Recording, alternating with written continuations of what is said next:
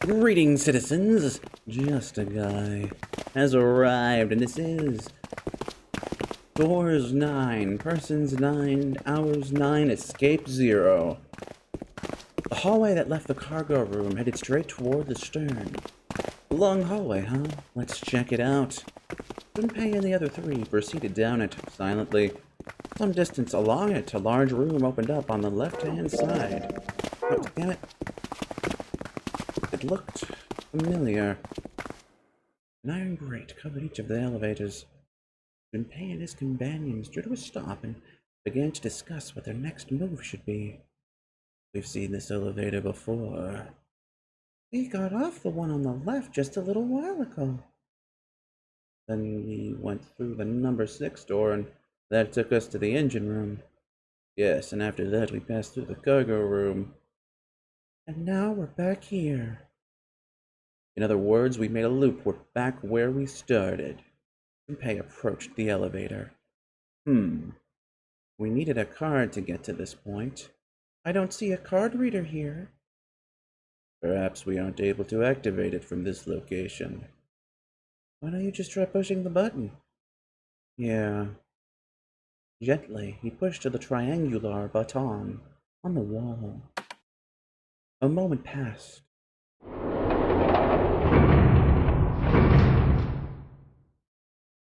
Not suspicious at all.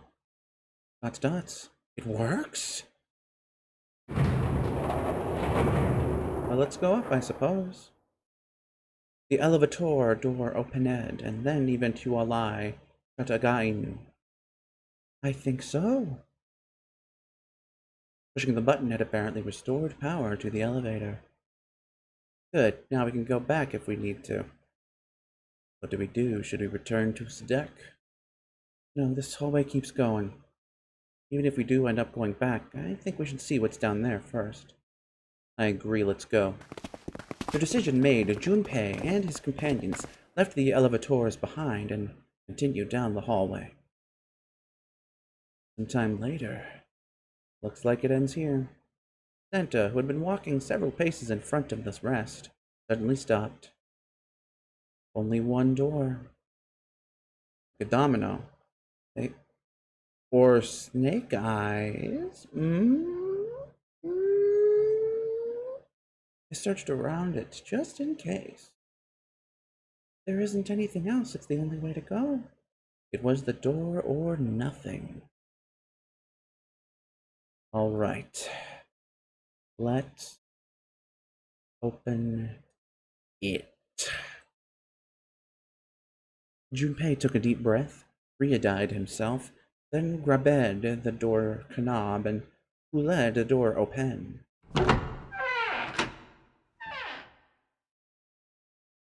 He paused for a moment, then stepped through into the room. And there he saw the number that had hung over their heads since they'd woken up. Oh! 9.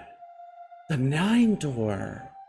Like the numbers on every other door, this one, too, was a rough shape made of red paint. Its door was set into the back wall of the room. Jinpei leapt toward it with a sudden burst of hopeful energy. It was a large double door, heavy and full of solemn importance. He grabbed the door handle and shook. Of course it wouldn't be that easy. The red sat on the wall next to the door. Displayed on it, vacant, huh? He finally found it. Jinpei felt himself overwhelmed by a torrent of emotion. At last they'd found the exit, but cold gripped his heart, and he knew all too well why. As he stood frozen, unsure of what to think or feel. "It's Jumpy!" Huh? "Look behind you!" He spun around and couldn't believe what he saw. What? A 9 door? There's another one. Why? Junpei's voice was barely audible, even to himself. What the fuck? He stumbled toward the second door, as if somehow compelled. It was a small, single door. It had sat in the starboard corner of the room, on the same wall as the door they'd entered from, but in the opposite corner. It's 9 no matter how you look at it. The red is there. Where? I don't see a red. Or is it like under the text? It's under the text, isn't it? Yeah, there it is. So this is the real one? Jinpei shook the door handle pointlessly and muttered to himself. Why the hell are there 2 doors? It was Santa who answered. There were always 2 doors. I mean, if you think about it, Zero never actually said there was only 1 door with a 9 on it.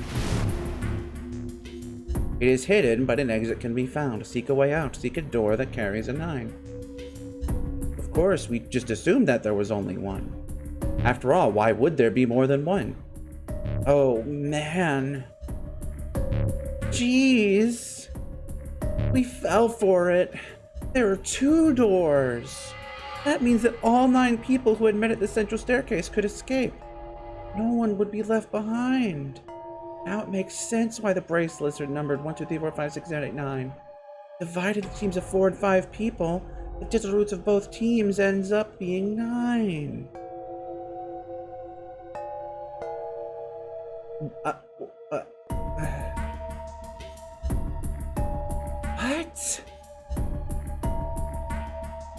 I'm sorry, did they at some point say you couldn't... But then why... What? Why could they go through the door that the 9th man went through?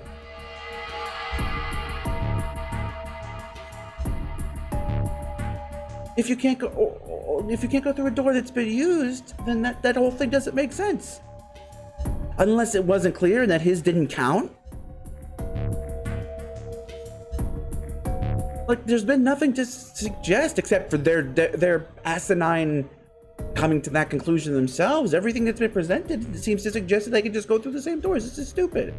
Yeah, whatever. The digital root both of you have been out, or the bunch of combinations work. They all end up the same way. What do you so the other one? What does that mean? The answer's simple. From the very beginning, the non-ring game was designed to save all 9 people. That's how it was meant to be. Zero didn't lie. He never said there'd only be 1 9 door. But anyone who found themselves in the game would have assumed that was the case. Fights would have broken out. One team would likely betray or deceive the other. Someone might be hurt. Someone might get killed. And eventually they'd reach the same room and realize how pointless all their infighting was. There were 2 doors. There was no need to kill each other. They'd understand and be appalled, overwhelmed with guilt at what they'd done. This game was designed for that purpose. For despair. This no-no-ring game, we were all arguing and fighting over doors at the beginning. But if there had been one slip-up, one tiny mistake that led to more, everything could have been so much worse now. The thought of it sent a chill down his spine. So, what are we going to do, Jinpei? Voice spoke through Junpei's frantic thoughts. Santa's voice. Eh? Oh, right. Hey, keep it together, man. Sorry. Jeez. So, what do we do? We need to think about our next step. Our numbers are 1, 3, 5, 6, the digital root of 6. The 4 of us can't open the number 9 door. The 4, wait, don't tell me. Yep, there's one combination that'll let the 3 of us open the 9 door. That's why I'm asking, what now? What now? It took him no time at all to determine the answer. There's only one combination of 3 people that would give a digital root of 9.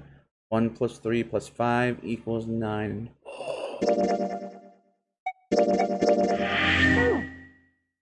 That would mean... No, we've got to go back. That wasn't a possibility he was willing to consider. And then he's agreed, okay. Yep, I agree. We cannot leave June behind. Junpei let out a breath he hadn't realized he'd been holding. Are you sure? I don't mind staying. June's body betrayed her true feelings. Her eyes were wet with the beginnings of tears and her legs shook. It's okay. There's no way we'd leave you behind. Santa had said what Junpei had known the moment he realized which 3 people could go through the door. Besides, I'd rather drown at the bottom of the ocean than escape this sausage fest. Maybe I'll get to go to Atlantis. What? Are you sure you don't mean Atlantis? Oh. What the fuck? Right. Yeah, that. God, these... Perhaps it was the sudden reassurance that no one wanted to leave June behind, but Junpei laughed harder than he had in some time. Santa and Ace smiled.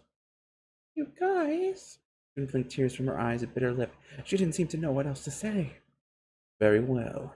Best we head to Justiguy then. We should be able to take the elevator we passed earlier. Perhaps Clover, Seven, and Lotus will have returned from door 1. Even as they spoke, they knew finding the others wouldn't improve the situation. But even with all 7 of us, Ace knew it. They all knew it. Standing around here isn't going to accomplish anything, don't you agree? Let's find the other 3 first, and then search for another solution. I guess you're right. All right, let's go. Ace looked at all 3 of them, then turned and headed through the door. Yeah. Okay. Santa and June followed. Junpei dots. Junpei started toward the door, then stopped. Come to think of it. What is this room? It didn't seem terribly important now, but what exactly was it? We were so focused on the doors we didn't even look around. The red carpet ran between 2 columns of wooden benches that ran the length of the room. It looks like a boat. If those were all windows, it would look like a little boat. It looks like it's a setup for some kind of ceremony. Oh, okay, or that. But what kind? A wedding! Facing the 9 door was the carpet leading to the bow of the ship. At the end... Was it an altar? Perhaps that is a coffin.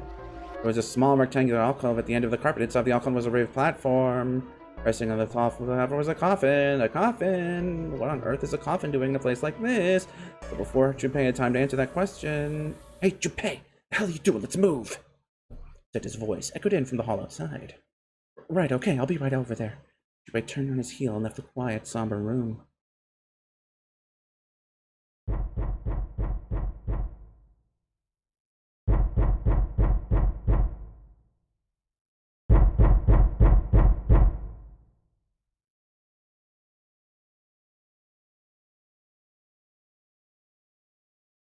I'm sorry, what?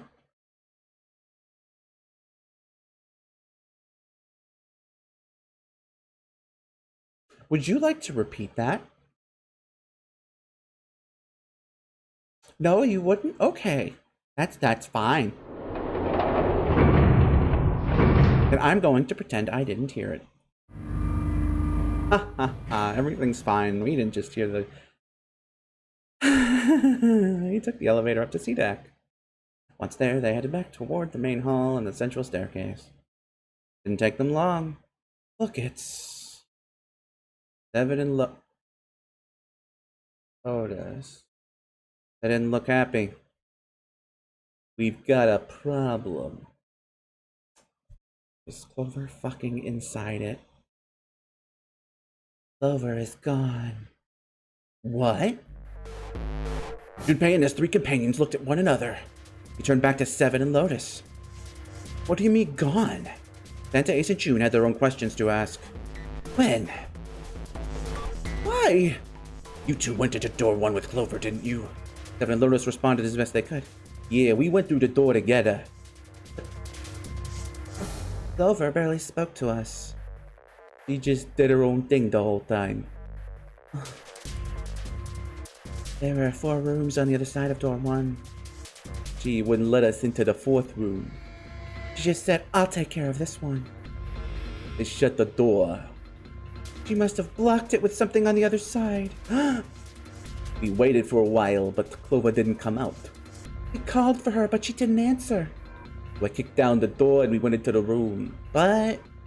it was empty. Clover wasn't there. There was a door on the other wall. And it was open. We figure she opened the door and left by herself. We ran after her, of course, but... Well, obviously we didn't find her. You figured that much out. Clover's gone. If I thought for a moment. When did this happen? We got here just before you. You certainly have excellent timing. So you haven't searched anywhere other than near the staircase? Sorry. So you haven't searched anywhere other than near the staircase? No, we haven't. Finally, Ace spoke. His voice had an edge of resolve and concern. Very well then, we'd best separate and look for Clover. We haven't much time left. Let's begin. Yeah. There are quick nods all around, and the 6 remaining players spread out. Jinpei and June ran into the central hospital room and looked around. She's not in here. No, she isn't. They searched a little longer, but with no luck. They couldn't find Clover. There's no sign of her. Let's go. Finally, they gave up and left for the central hospital room.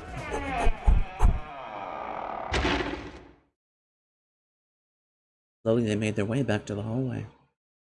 At last, they reached the stairs and Junpei spoke. All right, I'm thinking we should probably split up. I'd back to the stairs and take the elevator down to a deck. June, you can take the stairs up to the deck. All right, that sounds good. But, what? Did you stop calling me by that code name when we were alone? Huh? Oh, sure, right, I'll do that.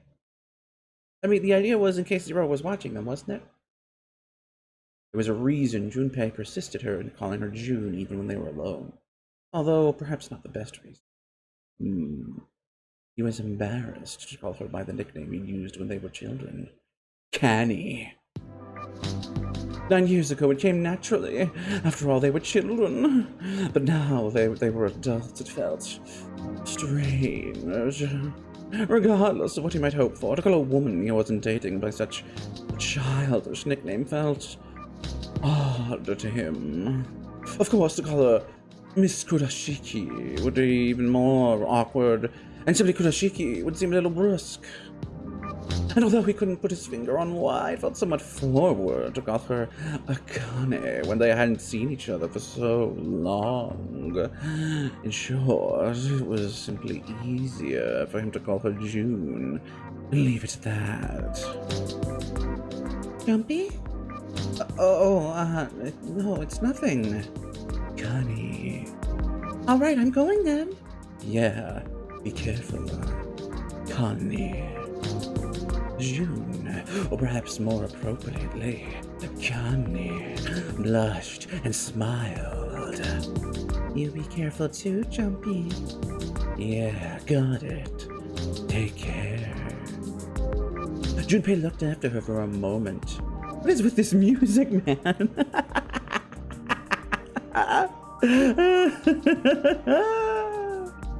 After her for a moment, she ran up the stairs, then turned around and took off to the hallway.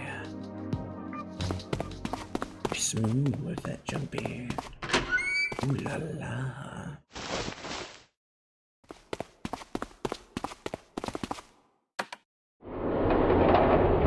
Going back down, I see. Ooh la la.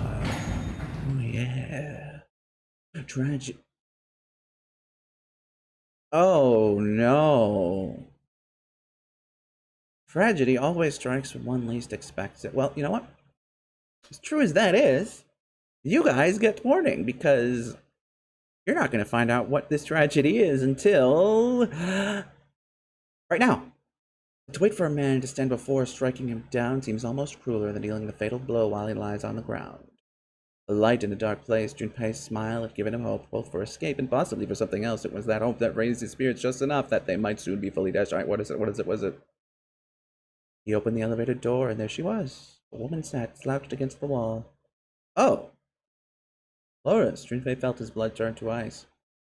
Her body was limp, and her skin smooth and pale as always. Well, yeah, I'm pretty sure Oh, wait, is that blood? Okay, never mind. It was covered in bright red blood, but it's only been like 2 minutes! It's only been like 2 minutes! How?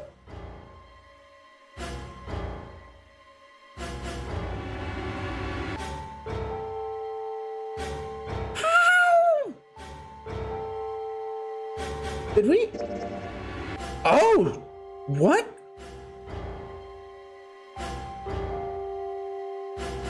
Oh fuck! Oh shit! Really? I thought we were gonna have to make a choice.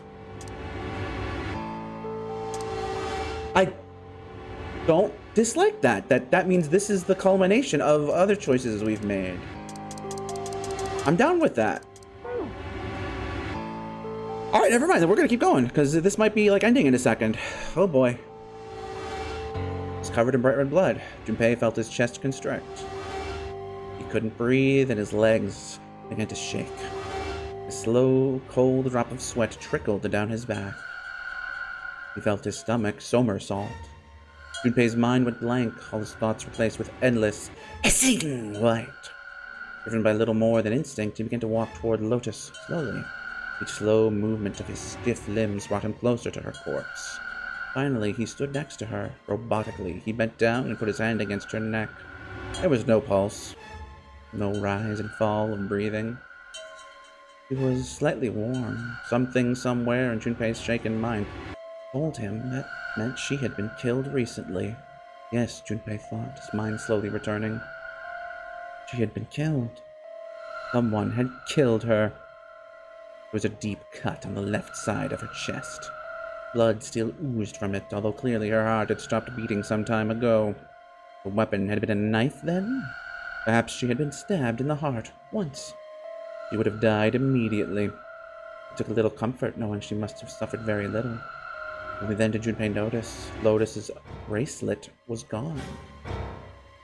Lastly, let us discuss how to remove the bracelet.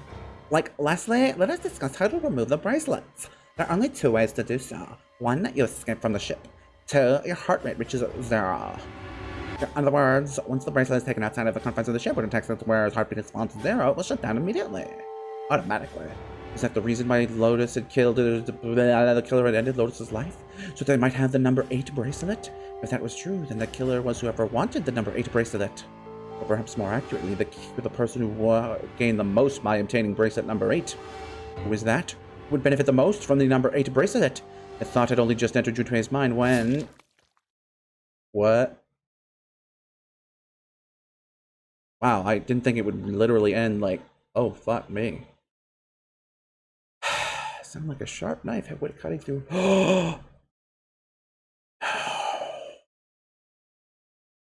Struck him as strange that the noise came from inside his own body.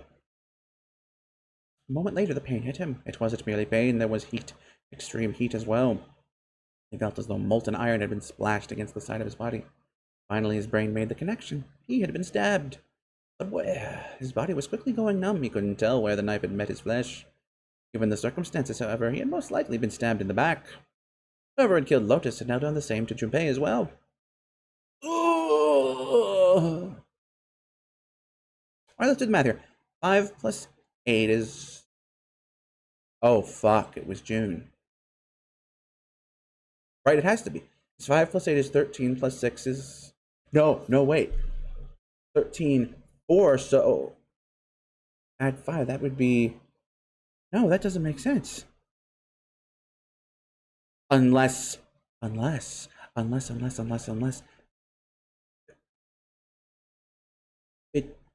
was...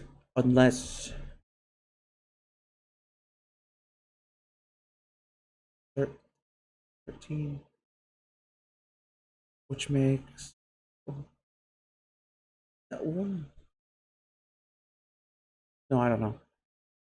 His voice was little more than a weak groan. The little strength he had left, Junpei turned his body, trying to catch a glimpse of his attacker. But as he did, the knife dug itself in deeper, twisting viciously.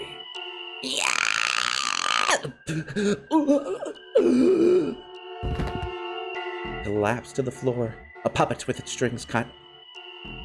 His arms and legs lay where they fell, oddly twisted and awkwardly positioned. Junpei's body was entirely numb. You could feel the blood leaking out of him, but nothing would move. Nothing save his eyes. As he lay on the floor, his life ebbing away, Junpei finally saw his attacker. It's June, right? It's June. 2 tiny images of the killer reflected in his eyes. With that recognition came nothing. He felt no emotions, not anger, not sadness, not regret. The paralysis that had claimed his body had reached his mind. His killer glanced down at his body. Yeah? Oh, come on. Are you gonna really... Oh, you fucker. Oh, you fucker. Then, without a word, climbed into the elevator and was gone. Oh, fuck you. His eyesight began to fade. The world grew blurry and began to dissolve into an empty white fog. The fog wrapped at the edge of his mind and worked his blah, blah, blah, blah, blah. Come on, fuck off. When it swallowed up the last remainder of Junpei's mind, his conscience left him. There was nothing more. He felt into zero. Whatever Jinpei had been was gone.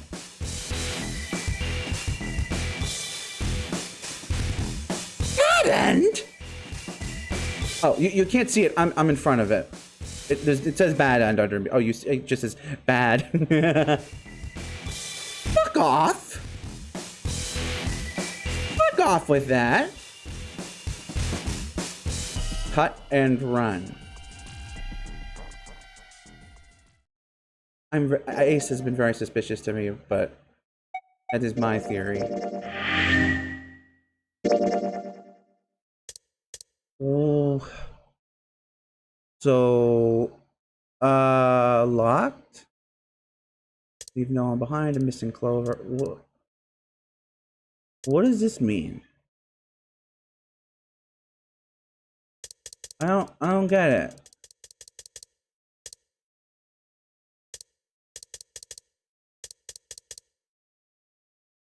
So, like,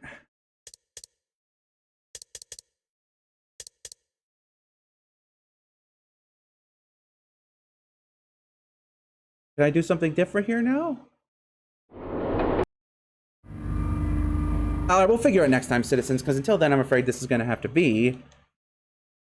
Look at... Yeah. Well...